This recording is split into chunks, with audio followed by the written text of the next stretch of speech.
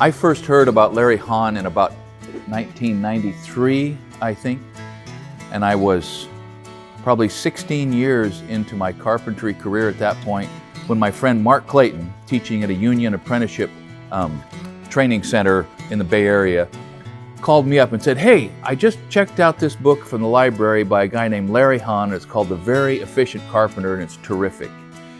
Now, at the time, I didn't feel like I could either set aside the time or the money to buy the book because I'd been framing on a production basis for a long time, and so I didn't feel motivated to get the book in my hand. But the title alone of that book, The Very Efficient Carpenter, was a validation and kind of a comfort to me, because I had taken heat in a lot of settings from a lot of people for a lot of different reasons that all pointed back to some people don't like someone else trying to be more efficient.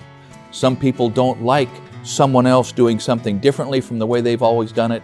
Some people don't like somebody stealing their methods.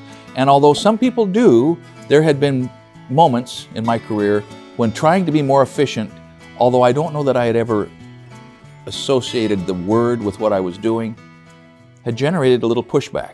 And now I found somebody who not only didn't mind the pushback, but was willing to write a book dedicated to the notion. We start by laying out for the ceiling joists, then roll and nail them off. Now, Next, we later in determine my our career, I find myself inspired by the guy again. And this time because back in the 90s, he laid down what has become the gold standard in terms of textbook and video portrayal of construction techniques. People have been watching Larry frame for a long time, and they will be for a long time. And I find myself watching him in front of the camera saying, that would be a pretty effective way to teach that. Thank you, Mr. Haun. How terrific is that, to have been able to be inspired by the same guy in two radically diverse areas of endeavor? And the other thing that always intrigues me is that he was making his videos when he was about the same age that I am now making my videos. So, two reasons that were unforeseeable for me and probably for him that I have appreciation and gratitude and respect for the man. When I watch his video series, I'm always impressed because he makes it look easy, and not just the work, but being in front of the camera.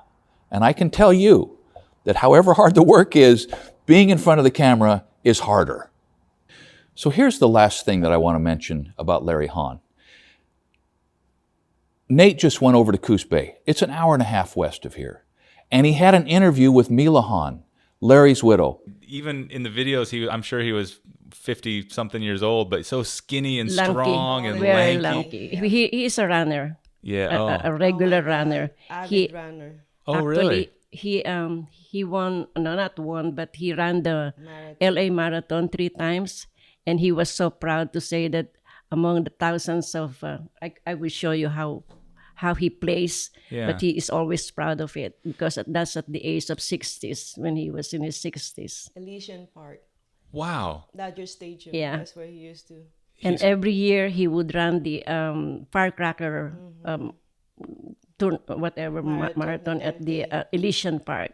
And almost every, there was a time when he doesn't have work to do, and he Yeah. would run every day.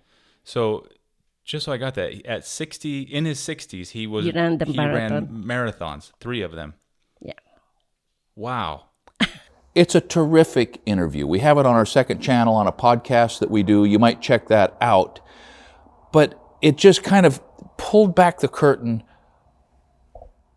on the scope of the man. Okay, there's nothing like visiting with close members of his family to find out how they felt about life with Larry, to help one understand what was really going on there, separate from the tool bags and separate from the production tricks. And towards the end of that interview, and the love they have for him was palpable. Okay, the respect and the things they learned and how they miss him, which says more than almost anything else that can be said about who he really was. But we also kind of, by reading between the lines and peeking through the cracks, we learn something about him that is so uncommon. And we're not going to spoil Larry's secret. He took it to the grave with him. But let me just say this. I've known maybe 3 or 4 mentors in my life who really understood what it means to not let your left hand know what your right hand is doing, who finally were able to perfect the art of giving selflessly, not trying to shine the light back on yourself because of something good that you did.